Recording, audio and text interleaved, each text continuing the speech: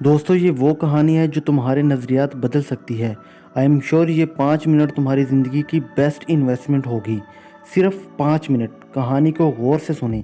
यासिर जो कि कमिश्नर था उस इलाके का, और उमैर एक बिजनेसमैन था जो कि बहुत बड़ी कंस्ट्रक्शन कंपनी का मालिक था।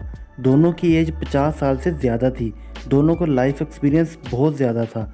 हर एक के अपने एक्सपीरियंस थे और अपने अपने नज़रियात।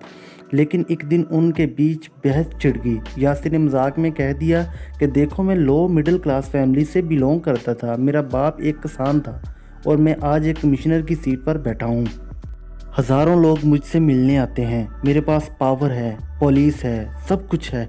तुम भी अगर मेरे साथ कमिश्नर की तैयारी करते तो कितना अच्छा होता। तुम भी मेरी तरह पावरफुल पोस्ट पर होते। उमैर ने कहा, नहीं सर, ऐसा नहीं। मैंने जो किया अच्छा किया। मैं बिज़नेस कैरियर चूज़ कर कर बहुत खुश हूँ। यासिर ने कहा, नहीं यार, कितनी टेंशन है। सुबह शाम मीटिंग्स, प्रोजेक्ट्स हासिल करने के लिए दिन रात मेहनत करते हो और रातों को तुम सही से सो नहीं सकते। कभी इन्वेस्टर का मसला तो कभी कस्टमर का मसला। मुझे इतने सारे इश्यूज़ के दरमियान तुम कैसे खुश रह सकते हो? मुझे देखो, सुबह 9 बजे ऑफिस जाता हूँ।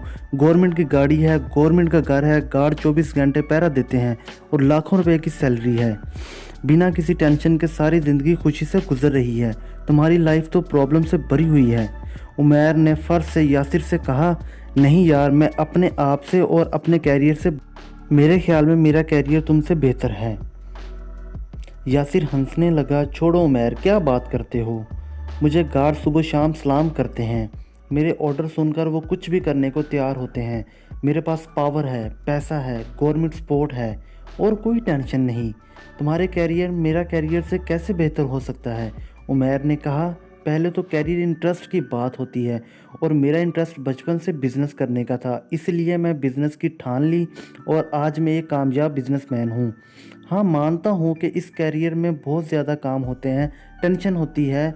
में तुमने अपने माँ बाप का इलाज कराया था, उस हॉस्पिटल का प्रोजेक्ट मैंने कंप्लीट किया था और वो हॉस्पिटल किसी बिजनेसमैन का है। रखो, थोड़ी देर और हो जाती तो कुछ भी हो सकता था। थैंक्स कहो उस बिजनेसमैन को जिसने तुम्हारे घर के पास प्राइवेट हॉस्पिटल बनाया जहाँ पर हर फैसिलिटी तुम्हें मिलती है। यासिर, एक बात याद रखो, तुम्हारे आसपास जो भी चीज़ें दिखाई दे रही हैं उनके पीछे होता है बिजनेस। 5 मिनट ऑफिस पहुंच जाते हो अपनी गाड़ी में। वो गाड़ी बिजनेसमैन ने बनाई। बहुत कंफर्टेबल फील होता है ना। को कंफर्टेबल बनाने वाला भी बिजनेसमैन होता है।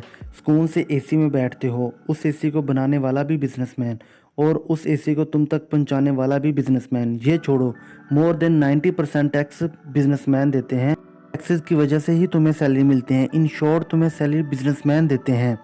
इसको भी छोड़ो, एक और फैक्ट बताता हूँ। मेरी कंपनी में 200 एम्प्लॉय हुए हैं और इसका मतलब समझते हो? 200 फैमिलीज़ मेरी कंपनी की वजह से चल रही हैं।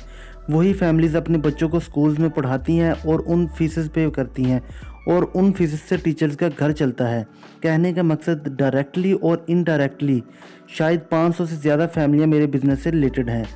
मंथ मैंने जो माल बनाया था तुम्हारे घर की पिछली मार्केट में है। तुम्हें पता है उसमें कितने एम्प्लॉय काम करते हैं? उसमें 2000 से ज़्यादा एम्प्लॉय काम करते हैं। ये बिज़नेस चलाते हैं, मतलब कि 2000 फैमिलीज़ एक मॉल की वजह से चल रही हैं। ये टेंशन होती है क्योंकि बिज़नेस के कंधों पर बहुत ही जिम्मेदारियां होती हैं। हज़ारों फैमिलीज़ के खाने का ज़रिया हैं हम लोग।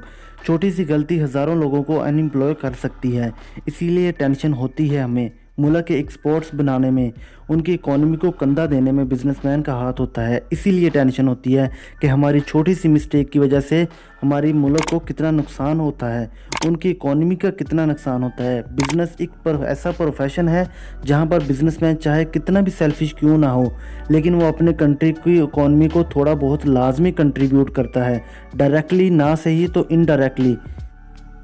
किसी मुल्क की कामयाबी देखोगे तो उसके पीछे आपको मिलेंगे बिजनेसमैन। अमेरिका आज इतना कामयाब क्यों है? क्योंकि बिजनेसमैन उसने प्रोड्यूस किए। जेफसन, स्टीव जॉब्स, बिल गेट्स, सब के सब अमेरिका से बिलोंग करते हैं। जेफ बिजोस की अकेली कंपनी का रेवेन्यू पूरे पाकिस्तान के जीडीपी से ज़्यादा है। इसका मतलब समझते हो? पूरे पाकिस्तान के लोगों की इनकम को ऐड करें तो तब भी अमेज़ोन अकेली कंपनी का रेवेन्यू उससे ज़्यादा होगा। या सिर्फ जिस काम का इम्पैक्ट जितना ज़्यादा होता है उस काम में उतनी ज़्यादा मुश्किलात आती हैं। और जो बंदा उन मुश्किलात से जीत जाता है, उसे यह दुनिया हिस्ट्री में, दिल में और बुक्स में याद रखती है।